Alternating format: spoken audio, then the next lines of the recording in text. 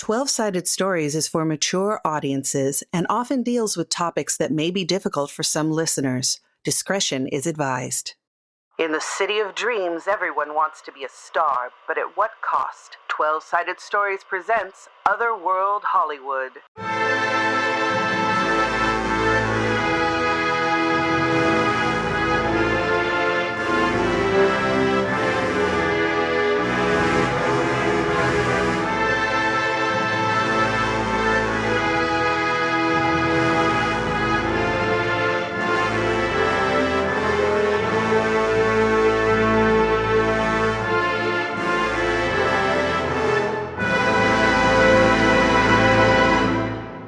Hello, this is Wes Otis, and this is Otherworld Hollywood, episode number 3, our Call of Cthulhu actual play. I have some wonderful players with us. Let us start with Sam. Hello, everyone. I am Sam Starr. I use she, they, and the occasional they pronouns. And today I am playing Imani DeVoe, who uses she, her pronouns. Hey, y'all. I am Mac, and I'm going to be playing Lenore Von Mori, who is also known as Cass Richardson by her friends. And I'm not sure any of these other characters count as her friends yet.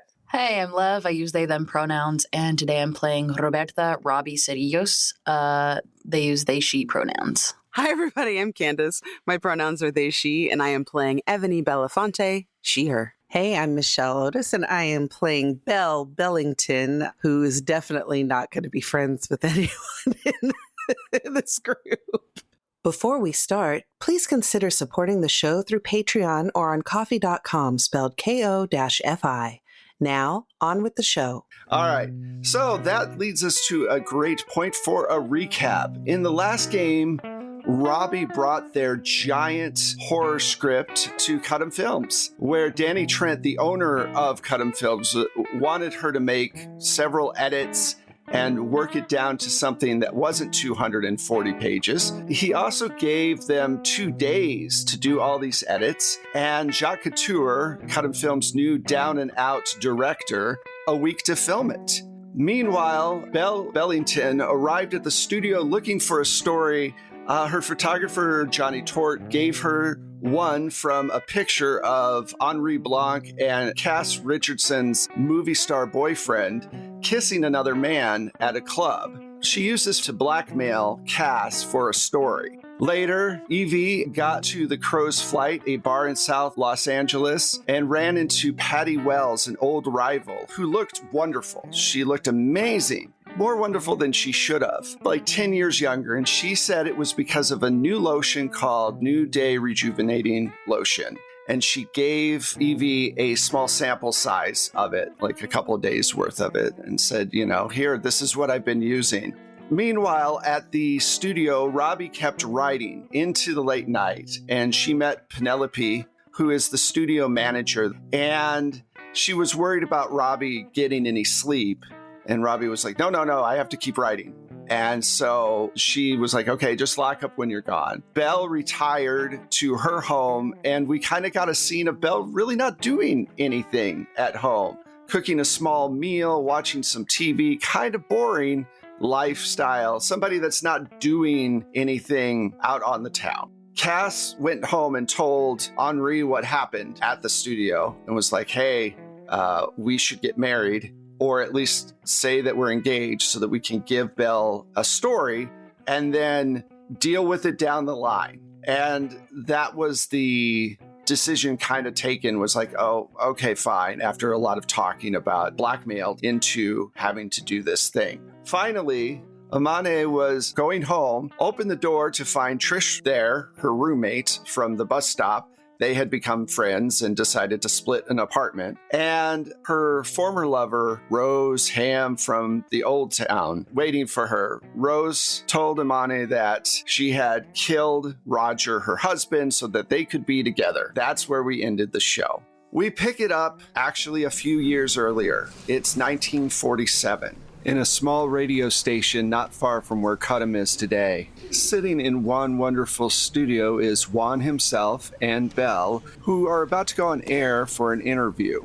There is an in-studio audience waiting for the show to start, and suddenly the recording sign goes on.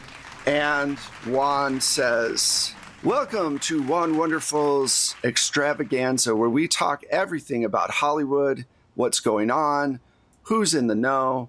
And today we have the wonderful Belle Bellington with us from Variety to talk about what's been going on in the city. Hello, Belle. It's so nice to have you here again. Hello, it's so nice to be here. Now, we've gotten several letters asking, how exactly do you come up with your stories? How do you get the information about the rich and famous that you are able to get? Well, Juan, I can't go spilling all my secrets on the air. But I can tell you it all lies in just making those relationships with the people in the know and getting them to trust you. And in turn, you trust them and they tell you things that are going on. Or, you have other people who there's little whispers around town and you just follow up on them. Is there any particular subject that you don't report on that you feel might cross some kind of line with these people's private lives? Or do you feel that it's all just for the public knowledge? I feel that most of it is for the public knowledge. I think the public deserves to know. These people, they're admired and people want to know more about them. And I think it's a public service, really. Recently, you ran a report about Ebony Belafonte and Rick Gage and Yanni Gage and their relationship together. In it, you revealed that she had a relationship with Yana first, and then when that relationship fell apart, she went and had a relationship with Rick. They both denied that completely. What proof do you have that such a torrid relationship actually occurred? Well, the kind of proof that I have is something you couldn't print in the papers. 2 weeks after you printed that, Yana actually committed suicide. Do you ever wonder if there's any correlation between you printing that story and her death? It really is tragic that she did that, but the fact of the matter is, Juan, that she was already very depressed. Her career was on the wane. There was a lot going on behind the scenes. She had had problems for many years leading up to that point. I think it would have happened whether I had published that story or not. So you don't feel any culpability at all, you're saying? Again, it would have happened with or without me. All right, then. Well, this has been very enlightening. Thank you so much, Belle, for coming by and talking with us. And everybody remember that the best flower is all right flower. See you next time. All right, flower. Thank you for having a fucking ad sponsor like that. That was amazing. That was perfect. No problem. We're going to talk about the tragic death of this actress and then go right into the ad. Because that's exactly what they fucking did. Yeah. Oh, I know. I can only imagine what that ended up being like. It's like JFK's assassination. It's like, and the president was killed today. And if you want a bright Colgate smile, use Colgate. And it's like, Wait, hold on. tone shift, please. All right, so let's shift back to the future and go back to Imani's apartment. Rose has told you this information, and you've taken her into another room away from your roommate. And she goes, yeah, I killed him. I got rid of him. We can be together and start a new relationship out here, right? I mean, you did say that you wish we could be together, but it just wasn't going to happen. Yes, Rose, I did say that, but I didn't actually mean that you had to. And she gestures wildly to the information. He wasn't any good. I'm not saying he wasn't a jackass, but you could have just left like I did. I got so angry at him. We were arguing and arguing and arguing, and the gun was right there. And Did you at least bring everything? Please don't tell me you have it on you. You at least left it, right? The gun? No, I didn't want to leave it. It's in the car. Oh. Fingerprints and everything, right? Yeah. I don't know what we're supposed to do with that, but that cannot be here in my house. Trish will have a fit. All right, You're not... No. You didn't replace me with her, right? I'm not. That's really not the problem right now, Rose. I think it might be a problem. It's not a problem right now, Rose. All right. Okay. Are you hungry? Yeah, I'm starving. Okay. We are safe here. We are far, far, far away from the bayou. Okay. And she like starts rummaging through her closet, trying to find, she doesn't know why she's trying to find a disguise for her, but she's trying to find a disguise. It's just like, well, I have to work tonight. Trish works late, so you will probably be here by yourself. I can't bring you on set with me. Okay, out of game real quick. Where are you working at night? Because we haven't had that scene yet where he asked you to do shoots yet. Oh, shit. Okay. I thought that already happened. That's my fault problem. Let's see. So you're not working tonight yet. You have all the time in the world with your former lover. Okay. Oh, that works out perfect for me. Okay. So we're going to, I guess I'll take her down to the diner, get some, to Lenny's, go get some food, and then try to get her to eat. She's such a slow eater, but I need her to eat fast, so I can go back to putting her in my apartment until I can think of a actual solid plan. Correct. Yeah. And get laid in the process. So you're gonna sleep with her? Yeah, that's the whole point of her being out here. I can see that Amani makes good decisions. All right, so I killed my husband. Have sex with me. This girl is never leaving your apartment. Like, she's never leaving. I hope you have a drawer for her and a toothbrush, because she's never leaving. Yeah, she comes, is like, I killed my husband. And you're like, great, let's bone. You're her stuck. husband now. You're her husband now. You take care of her now. So, just make sure you get rid of that gun and don't keep a gun around. Seriously, Literally? put it somewhere she can't find it. Yeah, that's going to be a problem for me. But right now, I'm not thinking clearly. No, that makes sense. So, all right, you do all of that, which is a lot, admittedly. We're going to fast forward to late night. All of you are sleeping. Even Robbie, who's on a ton of caffeine right now. Robbie, you find yourself standing on a pile of corpses, and you're covered in blood. And you have a sword in your right hand, and you are about to run down into a mass of more people who are attacking each other in the streets. Several hundred feet away, Cass is punching Belle in the face, knocking her to the ground. Belle then tries to sweep Cass's legs out from underneath her. Both of you are full of rage as this melee of combat swirls around you. You just want to kill each other.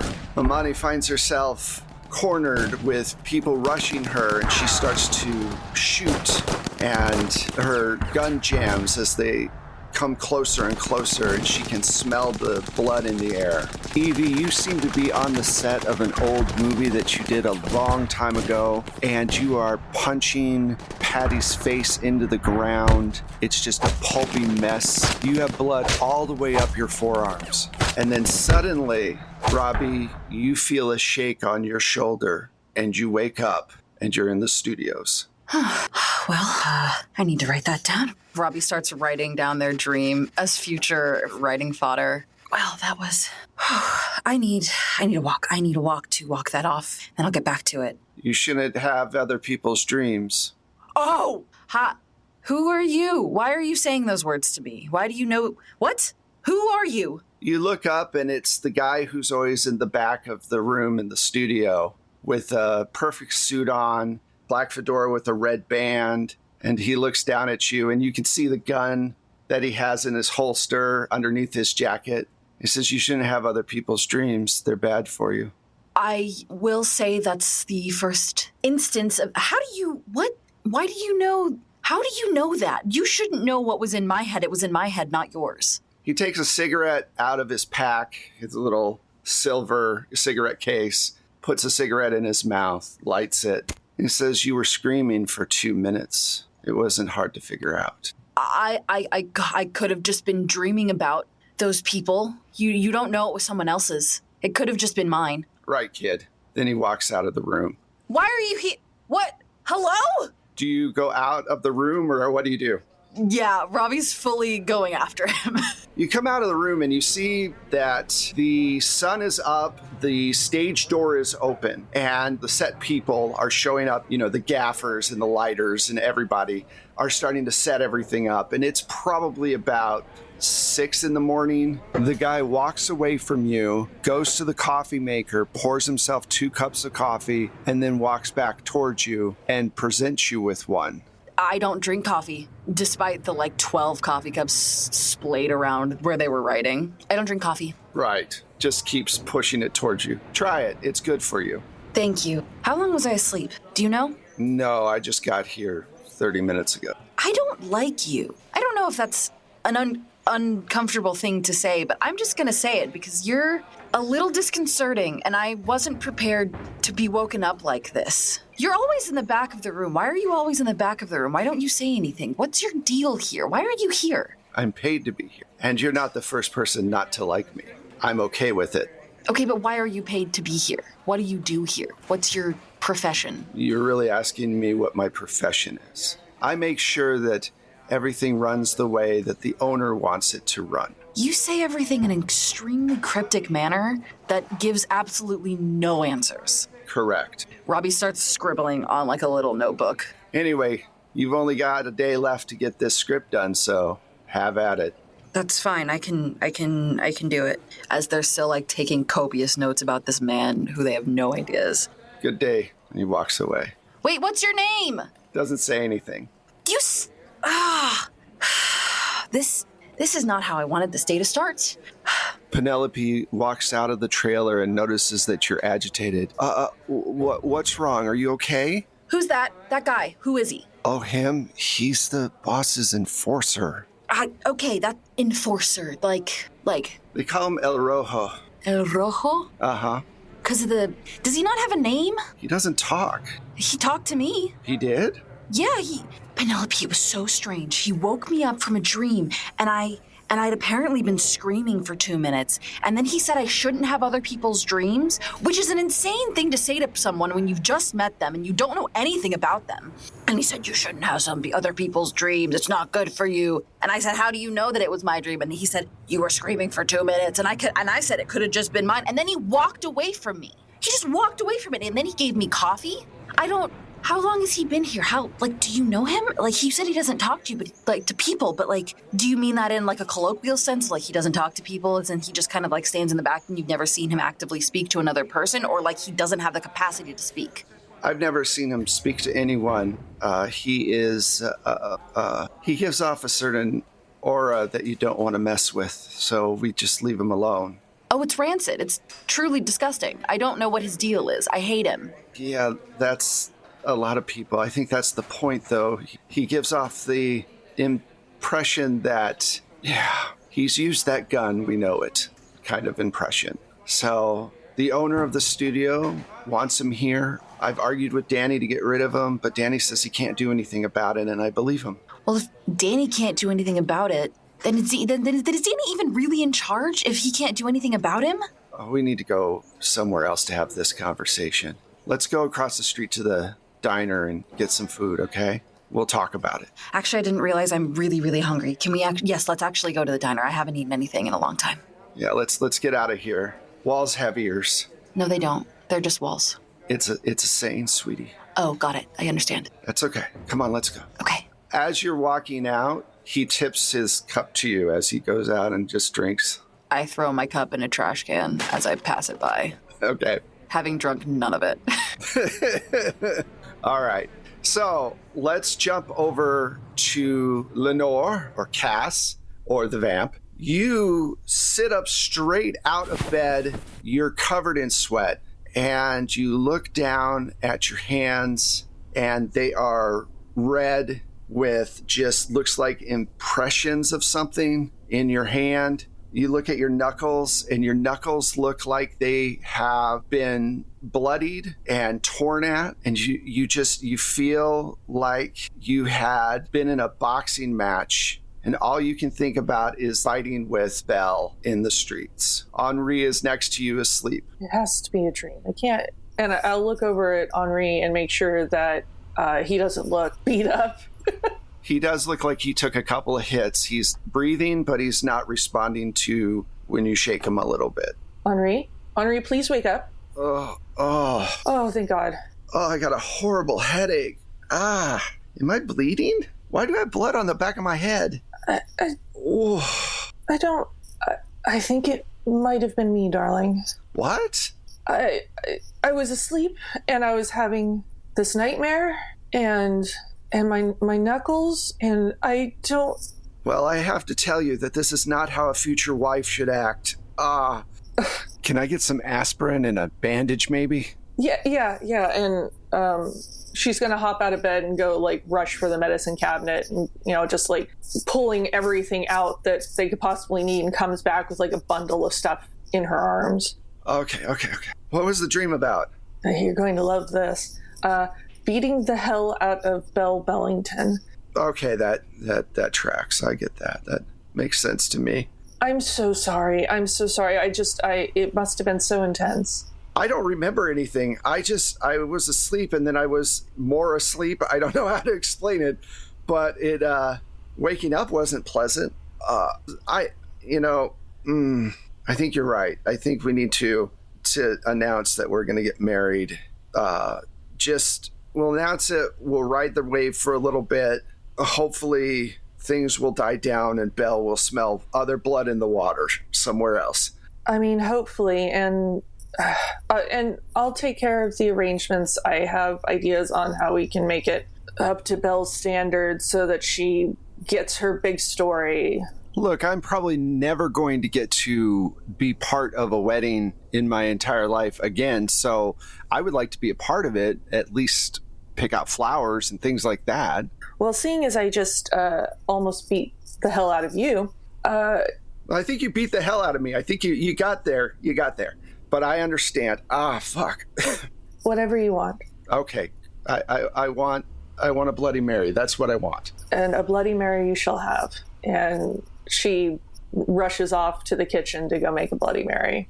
Evie, you wake up after a horrible dream of combat and fighting just like everyone else, but there's nobody in your bed for you to beat up on. So tell us what your morning is like. I think Evie wakes up in a sumptuous king-sized bed, silk pillowcases, really beautifully done comforter. It's clear that she hasn't really wanted for anything in some time and that things are getting a little desperate. She has a silk scarf wrapped around her head to protect her hair, and she has a little sleeping mask that matches. And I think when she wakes up, she's kind of covered in a patina of down feathers. One of her pillows is torn to shreds. 2 of her fingernails are broken, perfectly manicured fingernails, just done. And she kind of sits up and puts on her very stylish but secret glasses and surveys the damage, calls to her dog, Buttercup, please, Mummy needs love. And kind of just cuddles the dog, immediately lights a cigarette.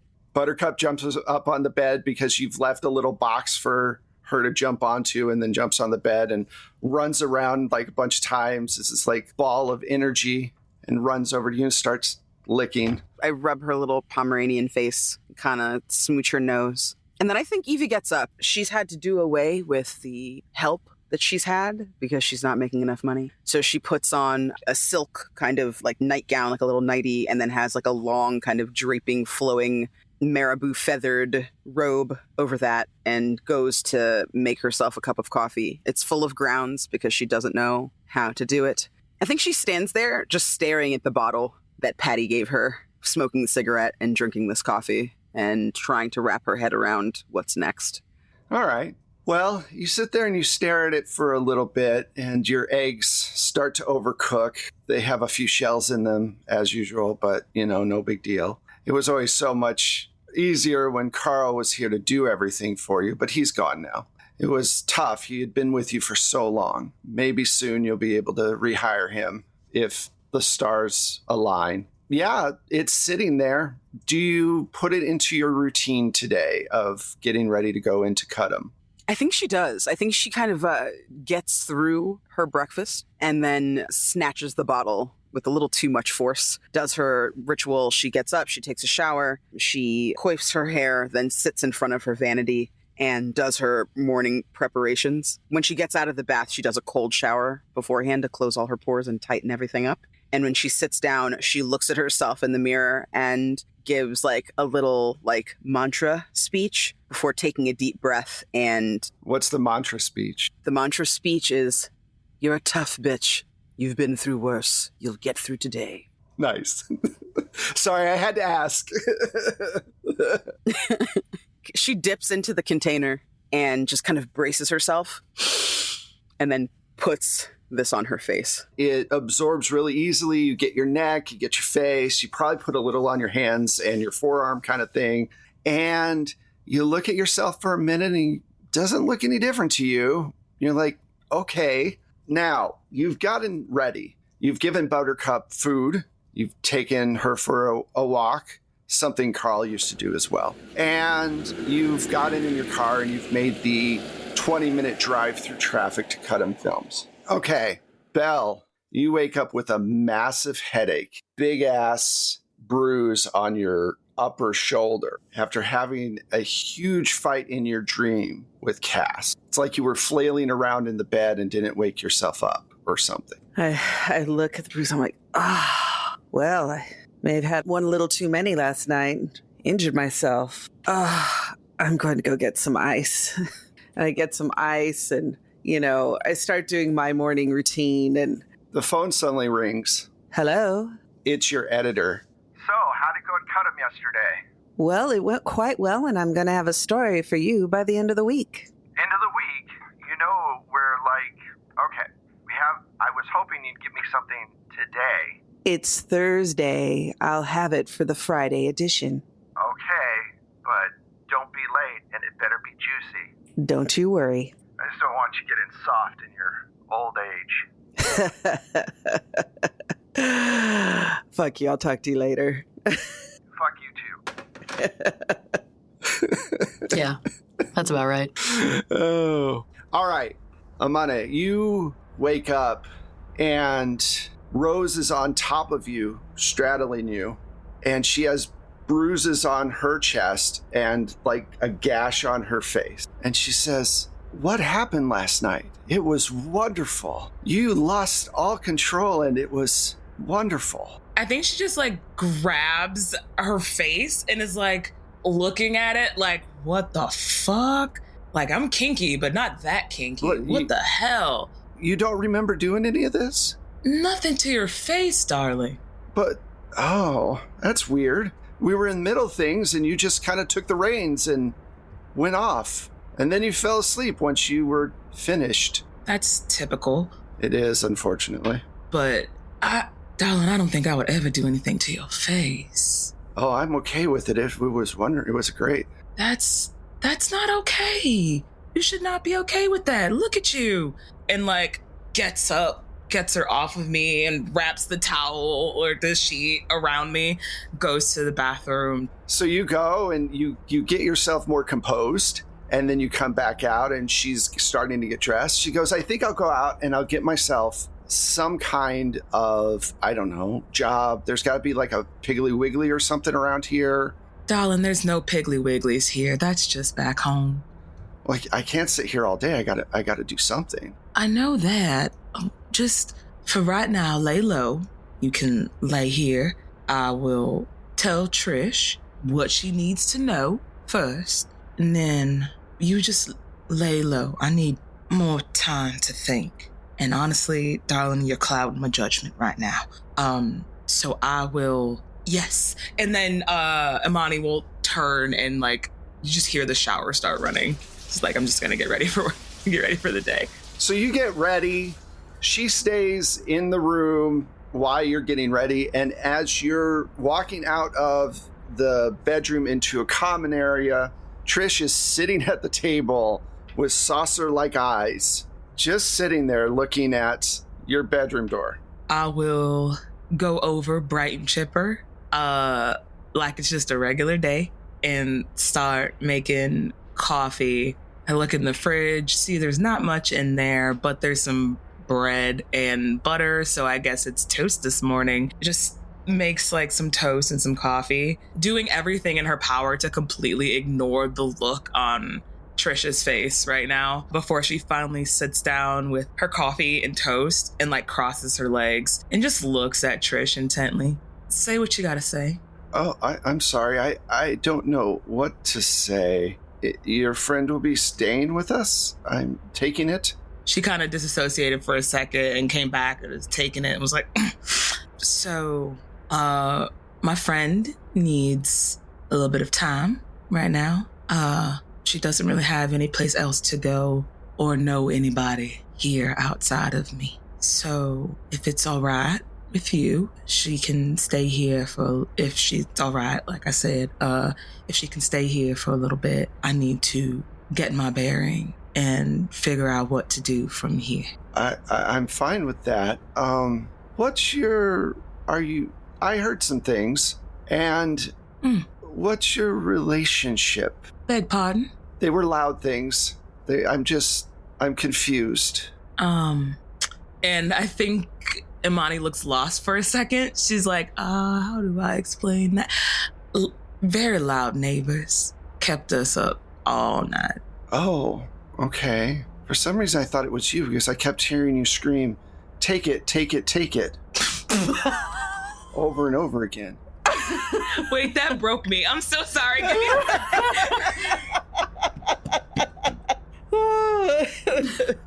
Kept hearing you. That's why I said it.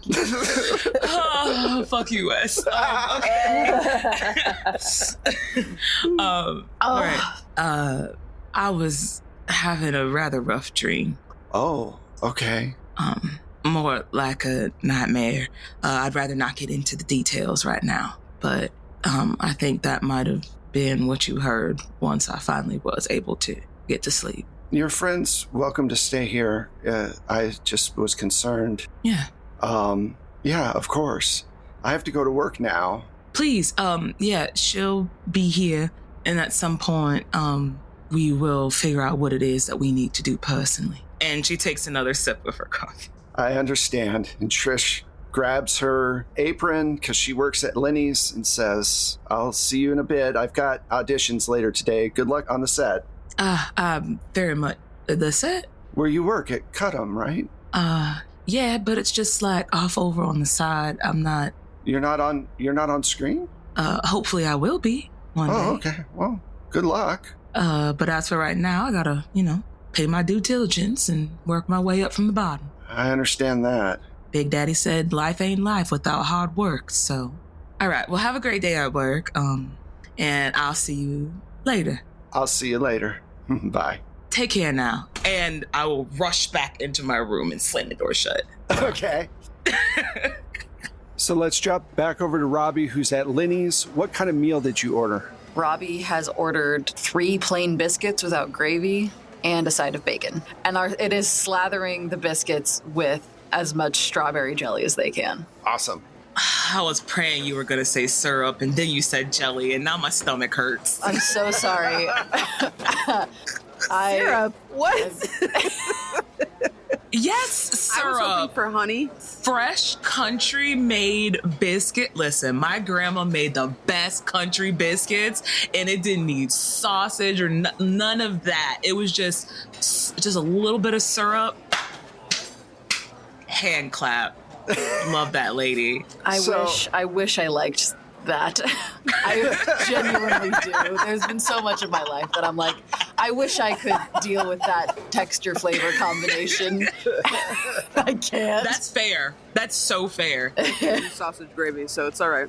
No sawmill over here for me either. So Penelope gets her food and she goes, well, okay, Cut'em is not owned by Danny. He runs it. His name's on everything. But he is up to his ears in debt to the mob. Oh. Yeah, and the guy that you're talking about, he is there to make sure that the mob's interests are taken care of. What are the mob's interests? Money, plain and simple. That makes sense. Lots of money. They really chose poorly then. They're doing other things, not just making bad films. That's a front. Okay. They wash money through the studio, and then at night they are doing pornographic pictures of people. No way. Yeah. They sell them, make a boatload more money than the movies do. The movies make a loss, they take it out on taxes. Danny really doesn't have much control, but he has to make sure that the movies keep flowing in order to help pay off his debt. Fascinating. Is there any chance that by working for them, we are in danger of being, Accomplices? yes. Our names aren't on anything except for the work we're doing. No, I don't see that. Is this a secret? Between you and I. So like no one else knows this. Very few people know it. The people who are working on the night side of it that are doing the pictures and stuff, they're in with the mob as well. So the people who know are dangerous, and you should try to give them a wide berth. Okay. I'm trying to figure out how to make this better in my head. And I really can't. This is bad. This seems not good. There is no way to make it any better. It is what it is. People work at Cudham to either establish themselves or keep their heads above water. And you get out as soon as you can. You know, I said last night that Danny only cared about making money, and that was a bit harsh. He does care about his crew. He's just focused on not getting his legs broken. And if, hypothetically, not saying this will happen, but just hypothetically, if someone outside of the studio found out about this, that would be dangerous and bad, yes? Would that be bad for Danny, or would that be bad for everyone? I think it might be bad for everyone, but I don't know what the fallout would be. What would be the end goal? Are you trying to get the mob out of Hollywood? No. I don't. The mob is going to do whatever the mob wants to do because that's what the mob has always done, right? Right. And the mob is their fingers are in lots of pies, metaphorically. I don't think they put their fingers in pies, but metaphorically, I think their fingers are in pies. I follow you. Yeah, I got it. So I was just curious. It was just a hypothetical and not steeped in any planning whatsoever. I see. Okay. Just watch out for the dude. Just stay away from him. As you have already know, he's bad news. Well, I was planning on it, and then he started talking weird to me. So I have the unfortunate desire to ask him what the hell's up with him. I'll do my best to curb it, though. Yeah, fight that desire. I don't think it's a good thing to do. I don't either, but also I'm desperate for knowledge. So you guys eat, and I'm going to say that everybody shows up at Cudham at different times. And Belle, are you going to go there and just kind of hang out and watch what's going on and take notes? Yep. I'm watching, I'm listening, I'm walking around, just kind of hovering and listening to conversations and, Yeah. not standing out so much, but just kind of there. You know what? For fun, let's do a stealth roll to see if you can kind of blend into the background. Alrighty. Okay. Just made it 42 under my 45. Okay, cool. So yeah, you're just kind of flittering between the different things going on and taking notes. And Johnny, your photographer, is taking pictures every once in a while. And those you can hear the crackle of the bulb going off as the picture's being taken. And Belle is just, she's being a little tender on that bruising. Okay, so when Cass shows up, you see her from across the room and you start to feel yourself getting angry. Yeah, I just look at her and I don't know if our eyes meet or not. You suddenly feel like the back of your neck is prickly, Cass, and you too feel angry. You haven't spotted Belle yet. I tug a little harder on the black mesh driving gloves that I'm wearing today. Okay. Covering my knuckles. Okay. And finally, you all show up. You're off to the side, and then suddenly Evie shows up, and she walks through the door in this stunning outfit she's about to tell us about. And she looks 15 years younger. She looks young and put together and beautiful. Now, she was beautiful yesterday, but this is different. There's this radiating glow coming off of her that is definitely more than just the sun coming in through the studio doors. Tell us what you're wearing, Evie. Evie enters dramatically. She wears a large, oversized, kind of brimmed hat that's black, like a large black straw hat that kind of dips in the front over her face. Her hair is kind of coiffed up in like two big victory rolls in the front with kind of a long, kinky, curly kind of train down the back with his hair. She has on a very classic red lip, not much makeup.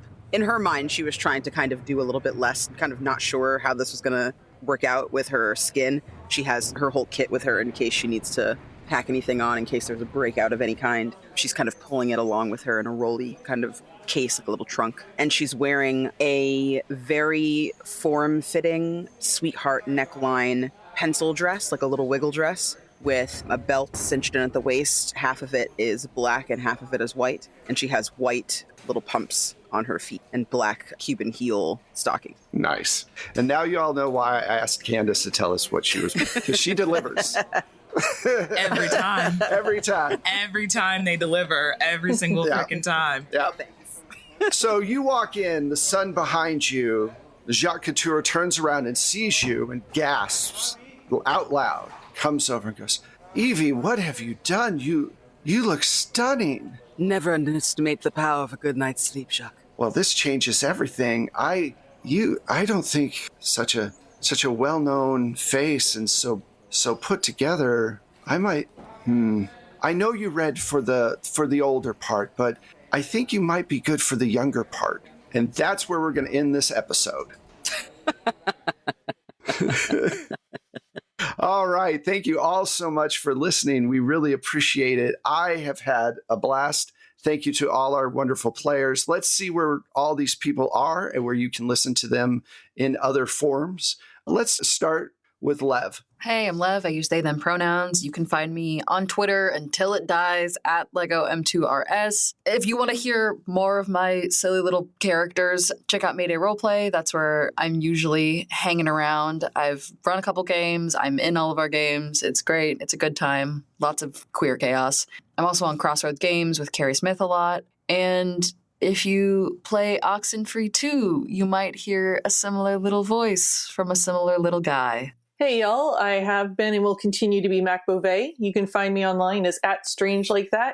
Twitter for now, Instagram, Facebook, Threads, and imprinted behind your eyeballs. Hello, everyone. I am Candace. You can find me at that Candace Girl on Twitter, as long as it's a thing. You can find me at Candace Marie on Blue Sky and at Candace Magnificent pretty much everywhere else. If you'd like to see more of my work, please check out Crossroads Games, Live from the Apocalypse, and Matihi for more awesomeness. Hello, everyone. I'm Sam Starr. I use she, they, and the occasional they pronouns. And you can catch me all over the internet, at least as long as, Twitter survives. But you can also find me on Blue Sky and other social media platforms at Lust for Life X. And as of right now, you can continuously catch me every Saturday night at 8 p.m. Eastern Standard Time on Transplanner RPG's Twitch channel, playing a main cast member in their second campaign, The Chaos Protocol. So lots of gay trauma, gay grief, gay revenge, gay rage, and gay healing, and a bunch of other mess in between. That's me. I thumbs up like you could see me. You can't see it. It's a podcast. We've all done that before. I did it this episode. Hey, I'm Michelle, and you can find me on the socials at Michulu. That's Michullhu. And yeah, I'm still on Twitter, but I also joined Threads so I could at least claim my username, if nothing else. But you can also find my music and Wes's amazing sound effects if you subscribe to the Plate Mail Games catalog through BattleBards. And I'm Wes Otis. You can find me at Plate Mail Games. I am over on Threads as well as Twitter or X. Thank you so much for listening. We hope you had a fun time with our show, and we will be back in a couple weeks. And I should also mention that you can join us on Patreon or Coffee if you want to help out the show. We would love that. It helps out a lot. Or give us a review or give us a shout out on social media, whichever social media you're on. And so have a great week, and we'll see you next time. Bye. Bye.